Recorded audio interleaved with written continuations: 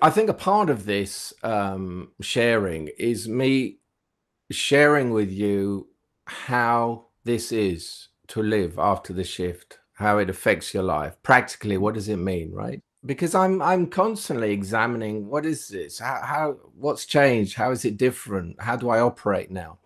And what I observed was that okay, actually it was to do with the subject of ambition, but it's related.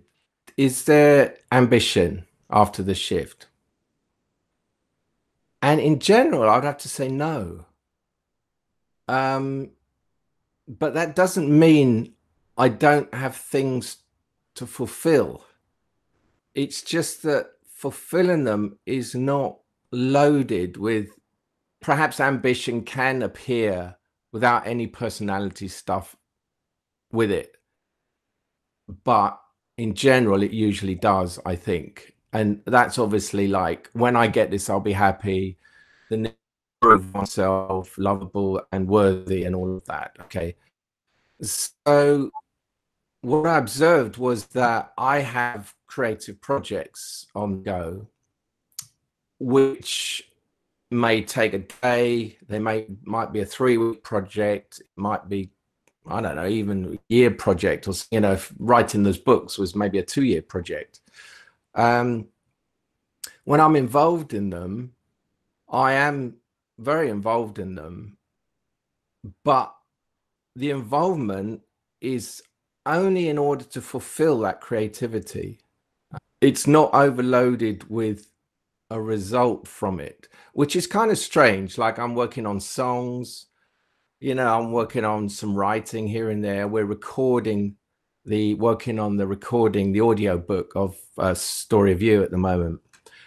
What I realized is that energy flows into a project, and then there is there's a fulfillment and a satisfaction in that, and a satisfaction in completing, and then it's kind of let go of. Really, it's like that's it. That's what it was for.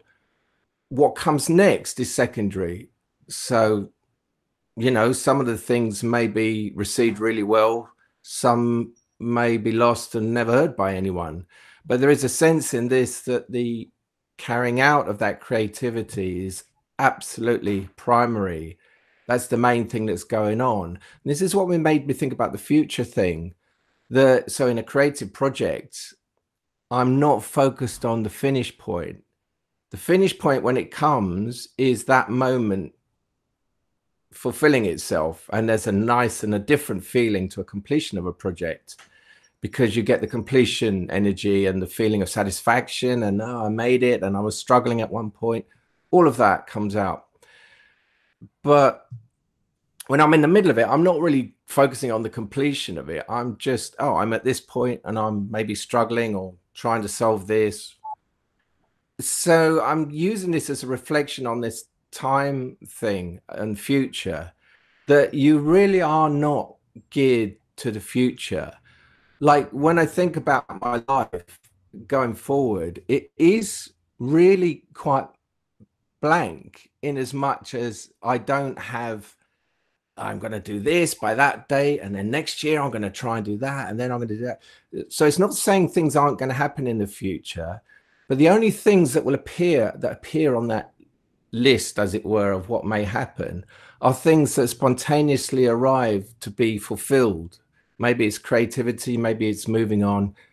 We're selling a house at the moment, but it's not overloaded with, oh, and when we do that, we will then be happy. It's like there's happiness now. There will be a fulfillment, satisfaction, and a resolution of that period of the sale of a house, but it's not what everything is pinned on. So coming back to this future thing, it's a very well-known phrase, isn't it, being in the moment? But I'm trying to explain how, maybe not very well, but how this feels practically, that there's not all these things that the mind is kind of saying, I've got that going on the go, and when I do that, so you are kind of left just to hear, really. And there is a kind of, those things and those plans and those strands and cords going out into the future, into your plans, do give you a lot. I know that the personality loves that, and it gives a feeling of security. And if you imagine your life with them all cut suddenly, you are kind of floating in a way, in the sense that they used to give you a solidity and a position, and I'm striving for this and I'm going to achieve that. So you don't have that, but you do have the big prize, which is this moment. And this moment is not overlaid by all that. So I'm coming back to a similar theme I've mentioned in the past, that, you know, waking up is not everyone's dream by any means. Yeah, it's really not. From the personality's point of view, it's the worst thing that could ever happen to it. So there's, from the personality's point of view, there's no security, there's no future, there's no sense of self. I mean, everything is lost, right? But that's just from the personality's viewpoint. Beyond that, you are free of all those limitations. But I think it's very important to make clear that this is a different life. It's a totally different life. It's a life with the ongoing knowledge that, how can I put it? That there is an appearance of a Jez, but it is just an appearance. There is the appearance of life now, but everything is rising and moving to its fulfillment.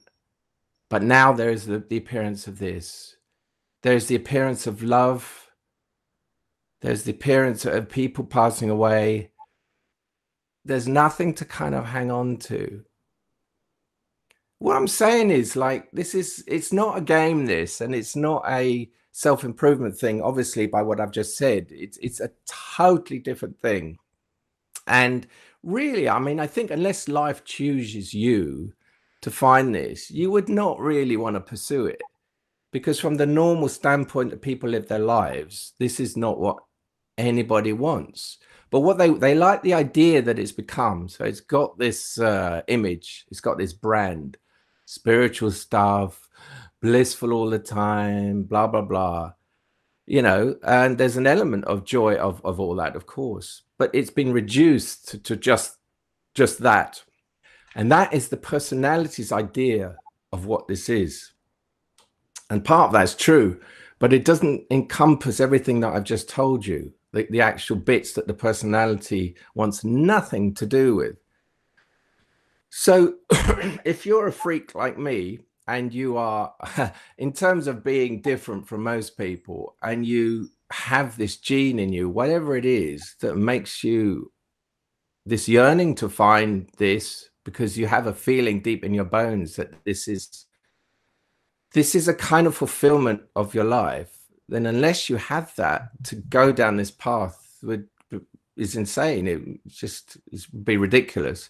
And I think that's why a lot of people go a little bit down it, and then they sniff out, if they get a real sniff of what this is really about, they kind of head back or stop.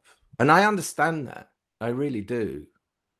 So it's you've either got this or you haven't. It's a very strange thing. You're either made this way or you're not.